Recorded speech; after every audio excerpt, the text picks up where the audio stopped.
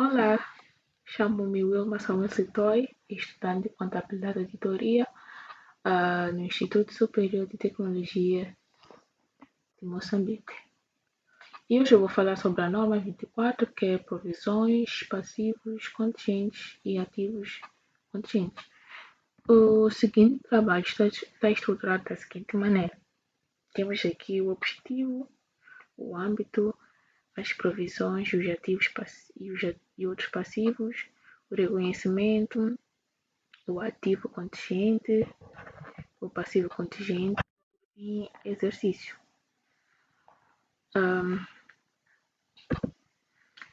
Objetivo. O objetivo desta norma é de assegurar a aplicação de critérios de reconhecimento e bases de mensuração adequadas para provisões e passivos contingentes e ativos contingentes. Âmbito. Esta norma deve ser aplicada na contabilização de provisões, passivos contingentes e ativos contingentes, exceto os que resultarem de contratos executórios, exceto quando o contrato é oneroso, o que é coberto por uma outra norma.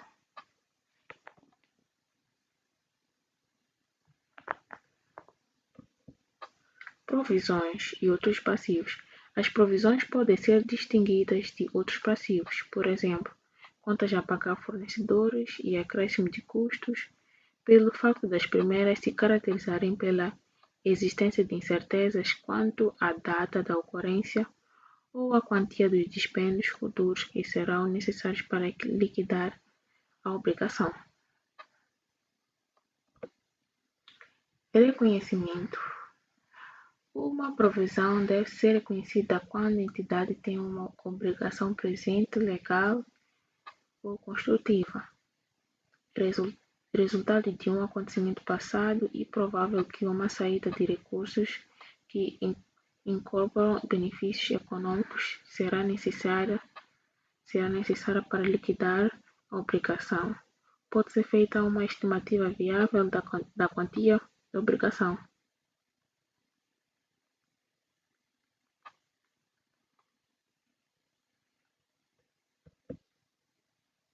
Passivo contingente. Um passivo contingente é uma obrigação possível de eventos passados e cuja existência somente será confirmada pela ocorrência ou não de um ou mais eventos futuros incertos, não totalmente sobre o custo da entidade. Uma obrigação presente resultante de eventos passados, mas que não é reconhecida porque não é provável que uma saída de recursos incorporando benefícios econômicos será exigida para liquidar a obrigação, ou a quantia da obrigação não pode ser mensurada com suficiente viabilidade. Os passivos contingentes não deverão ser conhecidos no balanço. As contingências, por exemplo, relacionadas com o processo judicial, podem ser assim classificadas a probabilidade de materialização da perda, que podem ser as perdas prováveis, perdas possíveis e as perdas remotas.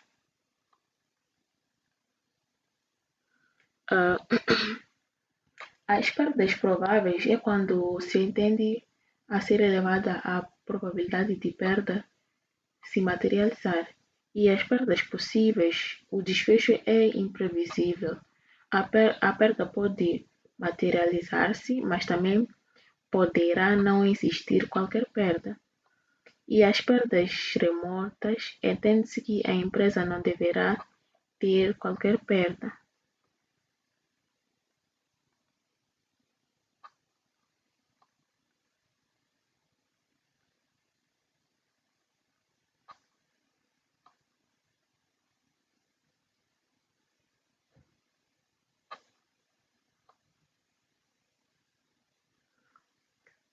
Qual o tratamento contabilístico para cada tipo de perda. As perdas prováveis devem ser objetos de provisão, desde que a perda possa ser quantificada com a razoável aproximação. E as perdas possíveis não devem ser objetos de provisões, devendo, no entanto, ser divulgadas nas notas às contas. Trata-se de um passivo contingente. As perdas remotas não devem ser objetos de provisão, nem precisam de ser divulgadas. Ativo contingente é um possível ativo proveniente de acontecimentos passados cuja existência somente será confirmada pela ocorrência ou não de um ou mais eventos futuros incertos, não totalmente sob o controle da entidade. Os ganhos contingentes podem ser também classificados em ganhos prováveis, ganhos possíveis e em ganhos remotos.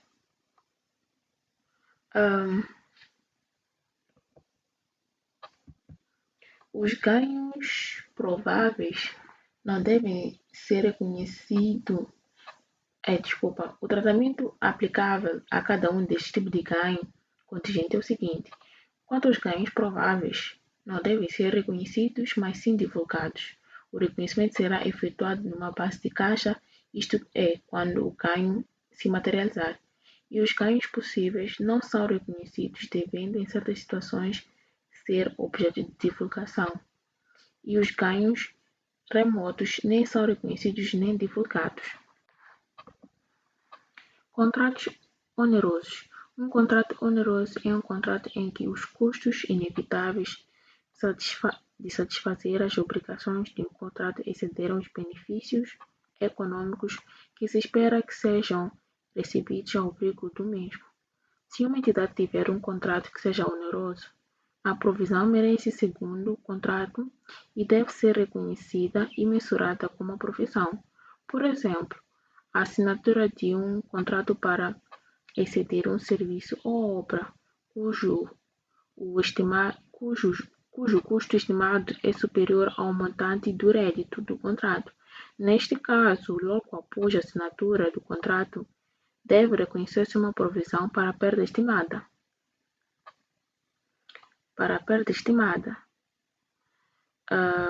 Uma vez que com a assinatura do contrato passa a existir uma obrigação legal de execução de um serviço ou obra, com uma perda implícita, cumprindo assim o critério de reconhecimento de uma provisão previsto na norma 24. Provisão para reestruturação. Segundo a norma 24, uma reestruturação inclui, entre outras seguintes situações, a venda ou a cessão de uma linha de negócios, o fecho de locais de negócio no país ou região, ou a deslocalização de atividades de um negócio, país ou de uma região para um outro ou uma outra. A alteração na estrutura de gestão, por exemplo, a eliminação de um nível. E, de acordo com a norma contabilística de relato financeiro 24, uma provisão para reestruturação só deverá ser contabilizado quando existir um plano formal detalhado para a reestruturação, identificando pelo menos o negócio ou parte do negócio em questão, e os principais locais afetados, e a localização da função e o número aproximado de empregados que receberão retribuições pela cessão dos seus serviços. Temos aqui umas dúvidas frequentes, que a primeira dúvida é: em anos anteriores não são constituídas uma provisão para uma liquidação adicional de impostos que está a ser contestada pela entidade. Deverá manter a mesma posição? Não. A provisão é uma estimativa contabilística sujeita às alterações, neste caso, por evolução da jurisprudência, entre outras possíveis causas. Assim, não terá de ser novamente analisada a necessidade de reconhecimento da provisão, tendo em conta os dados atuais. A segunda dúvida frequente. Em anos anteriores, reconhecemos uma provisão para uma liquidação adicional de impostos que está a ser. Desculpa, houve uma falha.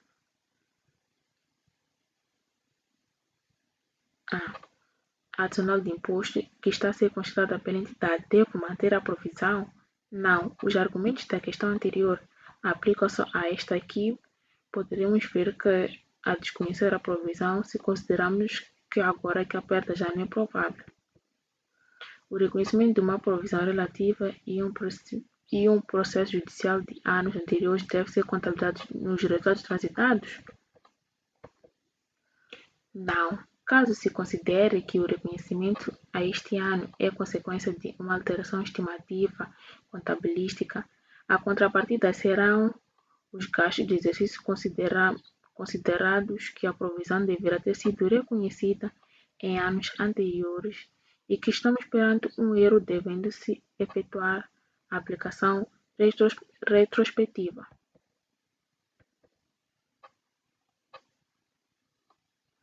Assim termina a minha parte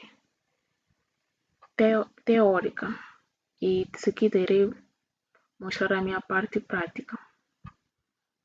Agora vou dar início à parte prática da nossa apresentação, que é composta por 7 exercícios. Temos aqui o nosso primeiro exercício que diz que um fornecedor utilizou uma matéria-prima de baixa qualidade que implicou reclamações no cliente. Qual deverá ressarcir os seus clientes finais por prejuízo com esta situação? O cliente informou o fornecedor que ele terá de suportar esses gastos, aguardando-se dos clientes finais um levantamento dos prejuízos. Qual é o tratamento desta situação nas contas? Solução. É provável que exista um pagamento resultante de um acontecimento passado. No entanto, não se consegue obter uma estimativa viável da obrigação. Assim, não estão cumpridas as condições para o reconhecimento de um passivo. Estamos perante de um passivo contingente que terá de ser divulgado às notas das contas.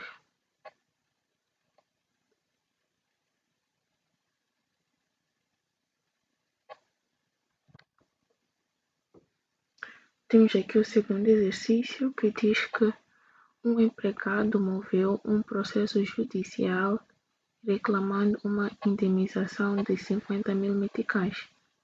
No ano N, a perda foi considerada provável.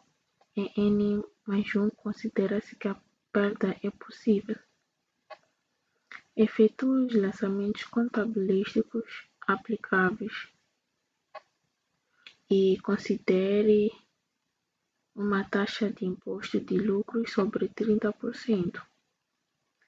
Então, quando a perda é provável e o valor pode ser estimado com a fiabilidade, a norma Contabilidade Francesa 24 exige que se reconheça uma provisão.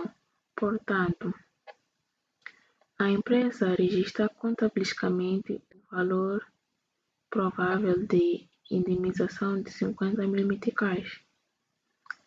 Então, o primeiro lançamento fica da seguinte maneira: debita a conta 661, provisões do período, processos judiciais em curso, no valor de 50.000 meticais. E a crédito a conta 481, provisões, processos judiciais no valor de 50.000. Então, a conta 661 reconhece a despesa que vai afetar o resultado do exercício. E a conta 481, provisões, representa a provisão, ou seja, o passivo reconhecido porque a empresa espera ter de pagar.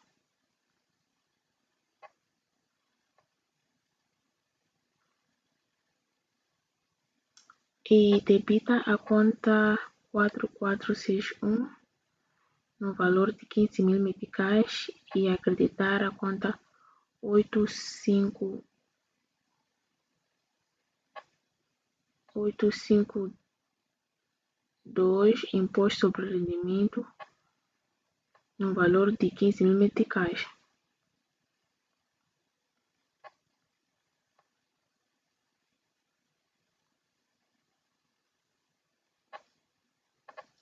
Então, como a despesa com a provisão reduz o lucro contabilístico, mas não é dedutível fiscalmente até ser efetivamente paga, há um diferimento de imposto.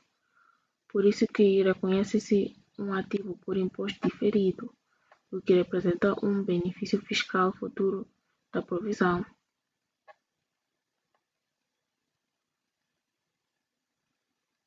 E temos o segundo lançamento, que debita a 481 provisões, processos judiciais em curso no valor de 50 mil e credita a conta 7431 reversões de provisões, processos judiciais em curso no valor de 50 mil.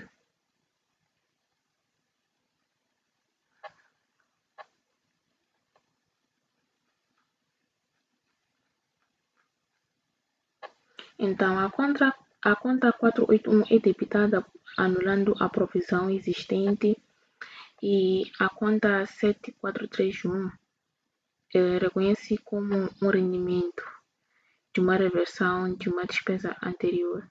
Assim, o resultado do exercício aumenta em 50 mil meticais, porque a empresa recupera a provisão que já não é necessária. E debita a conta 852 imposto sobre rendimentos, que é imposto diferidos no valor de 15 mil meticais, acreditar a conta 4461 ativos por imposto no valor de 15 mil meticais. Os 15 mil meticais é o 30% dos 50 mil meticais, que vai dar 15 mil meticais. Nota: a reversão da provisão deve ser à luz do princípio da prudência, o que implica que, no caso de dúvida, deverá ser mantida a provisão no pressuposto de realização do ativo por impostos diferidos. Exercício 3, que tem a ver com reconhecimento. Uma empresa é num processo judicial, o montante é reclamado, é significativo e o processo está numa fase inicial.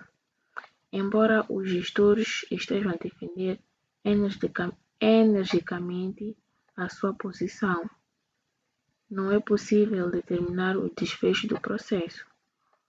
Qual deve ser o tratamento a dispensar a esta situação nas demonstrações financeiras? Trata-se de um passivo contingente nas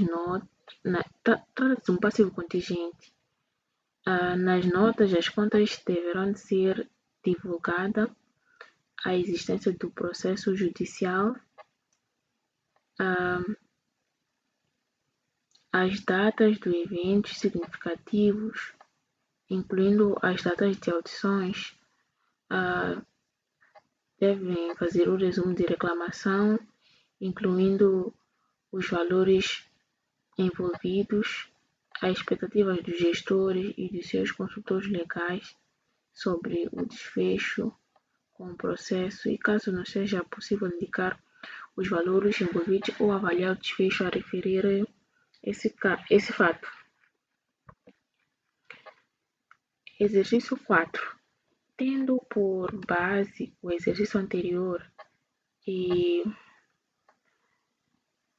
assumindo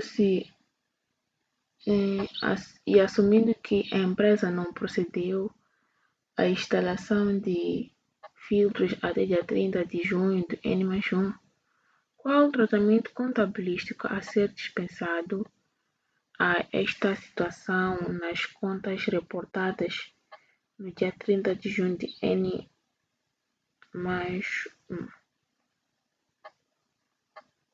Solução. Continua a não ser aceitável a constituição de provisão para a instalação dos filtros. No entanto, poderá ter de ser constituída uma provisão para eventuais multas e outras penalidades que resultem deste atraso. Além disso, as contas terão de incluir uma divulgação sobre esta situação. Então, em 31 de dezembro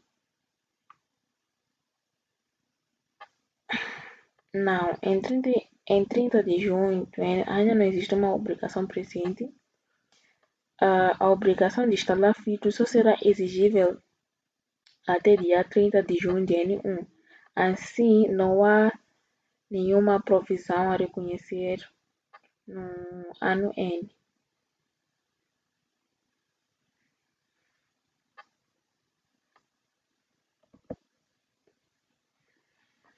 Exercício 5.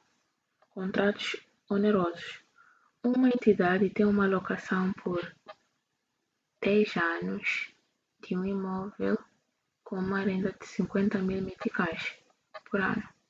A empresa já não utiliza o imóvel, tendo acordado a sublocação por uma renda anual de 30.000 meticais durante 10 anos.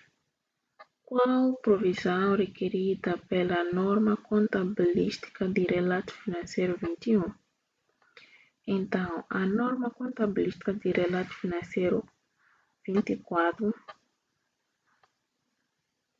define que um contrato oneroso, como um contrato em que os custos obrigatórios excedem os benefícios econômicos expectáveis,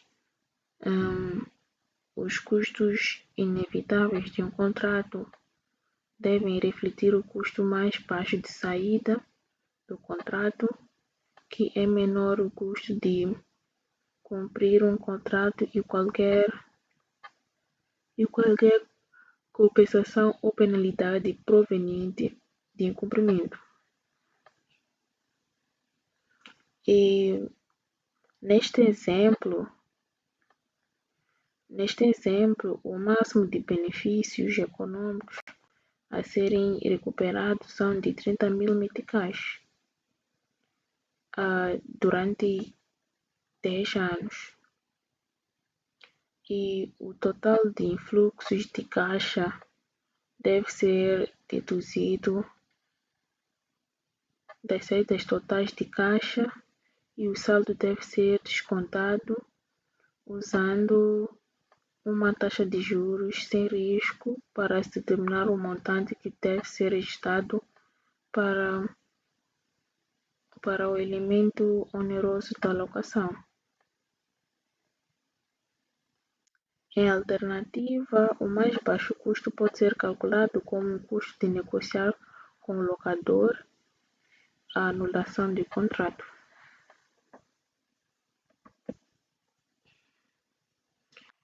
Exercício 6. As IAs 37 apresentam-nos um exemplo relacionado com provisões para garantias. Uma entidade concede garantias por 2 anos, tendo-se verificado que os produtos poderão apresentar defeitos menores com os custos de reparação de semimeticais e defeitos maiores com custo de reparação de 400 meticais. A experiência da entidade e expectativas futuras indicam que com 75% dos produtos não terão efeitos e com 20% terão efeitos menores e com 5% terão defeitos maiores. Deve reconhecer-se uma provisão na data da venda? Se sim, por que montante? Teremos que correlacionar rendimentos com gastos, dado que estamos a reconhecer rendimentos de venda dos produtos. Teremos de reconhecer simultaneamente todos os custos associados a essa venda. Por tal motivo, teremos de constituir uma provisão.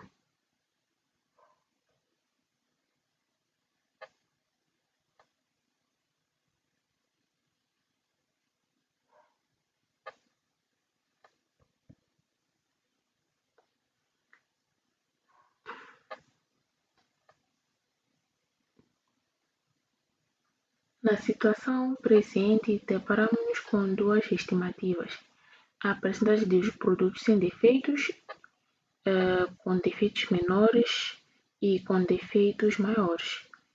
E os custos nas reparações de defeitos menores e dos defeitos maiores, a provisão a reconhecer será de 75% vezes 0, mais 20% vezes 100 meticais e 5% vezes 400 meticais, que totalizando isso vai dar 40 meticais. Assim,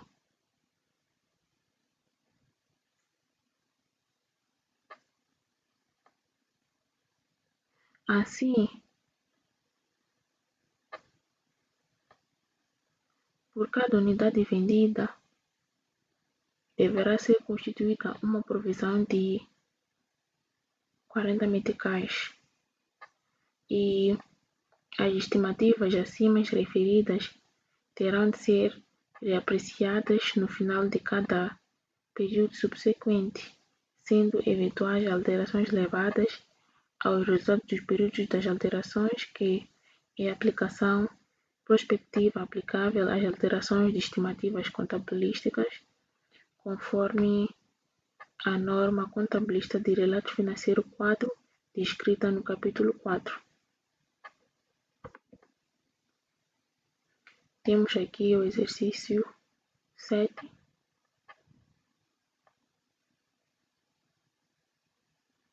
Que tem a ver com a mensuração, que diz que uma empresa possui um processo judicial cuja a perda é considerada provável no final do ano N, cujo advogado estima-se que terá que se pagar 750.000 meticais e que o pagamento se realizará no final do ano 3, sem juros. Efetua os lançamentos contabilísticos aplicáveis, assumindo a taxa de desconto de 6% e considerando que no momento do pagamento o gasto será fiscalmente aceite e no segundo a taxa de imposto sobre o lucro é de 30%.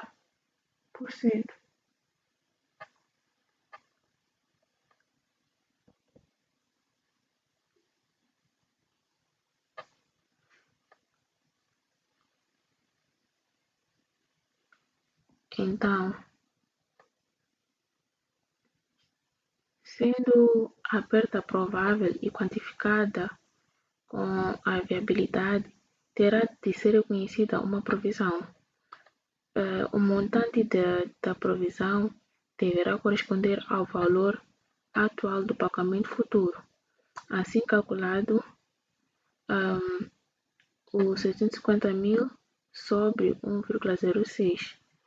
Para o primeiro ano, o valor atual fiscal foi de 629.714,46 e teve seus juros de 37.782,87.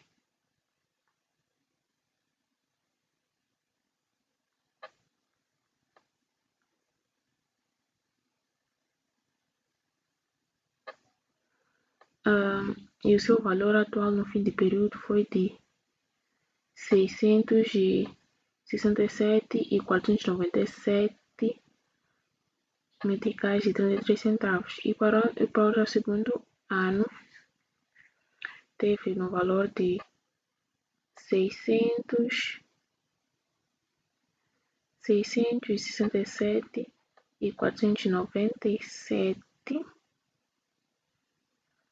e 33 e seus juros foi de 40.000 meticais e 49 meticais e 84 centavos. E o valor atual no fim de período foi de 707.547 centavos. E para o terceiro ano, que foi a transferência, né? Que é o valor de 707.547 meticais e 17 centavos. E seus juros foi de 42.452,83 centavos. E o seu valor atual no fim do período é de 750.000 meticais. O primeiro lançamento é feito da seguinte maneira: debita a conta 661 provisões de período, processos judiciais em curso,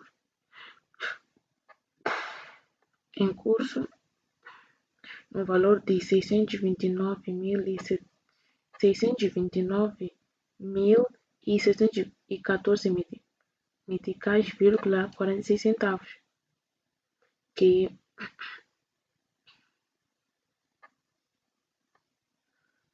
e acreditar a conta 481 provisões, processos judiciais no valor de 629.714,46, que é o valor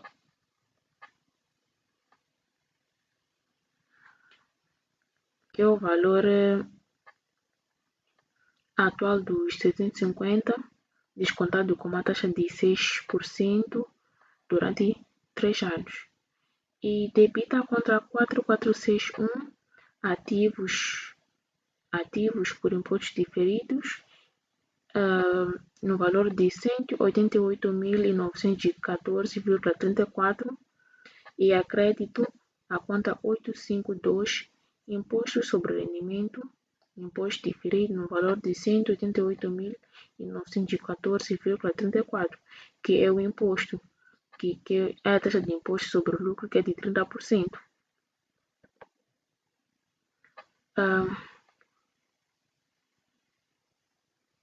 E para ano mais um, debita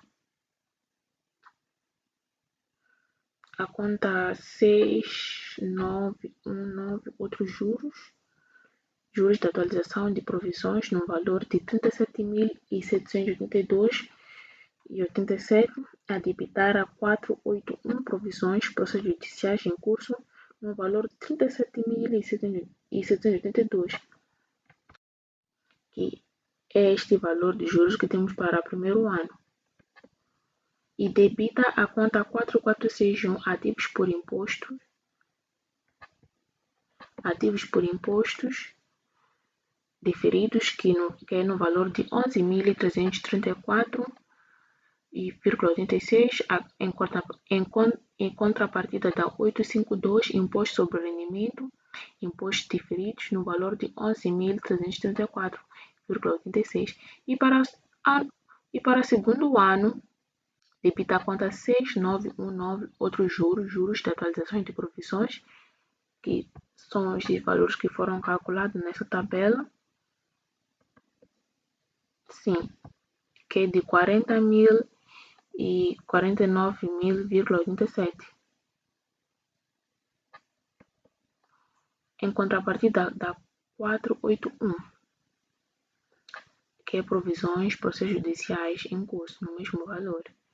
E debita a conta 4461 ativos por impostos diferidos, que é o imposto que foi calculado no valor de 12.014,95 em contrapartida da 852. E para o terceiro ano, debita a conta 6919, outros juros de atualizações de provisões, no valor de 42.452,83, em contrapartida da 481, provisões de processos judiciais em curso, no mesmo valor, e a debitar a 4461, ativos por impostos diferidos, no valor de 12.735,85 centavos, que é o 30% do imposto, né? E acreditar a 852, imposto sobre rendimento, que é um imposto diferido, no valor de 12.732,85.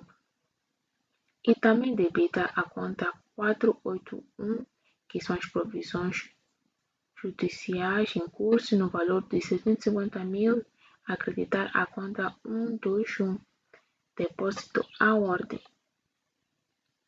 no valor de 750.000, e a débito a conta 852, que é imposto sobre rendimentos, imposto diferido, no valor de 225.000 meticais, a crédito a conta 4661, ativos por imposto diferido, que no valor de 225.000, que finalmente reverte-se o ativo por imposto diferido, pois já não há diferença temporária. O gasto foi realizado e o benefício fiscal também associado é utilizado.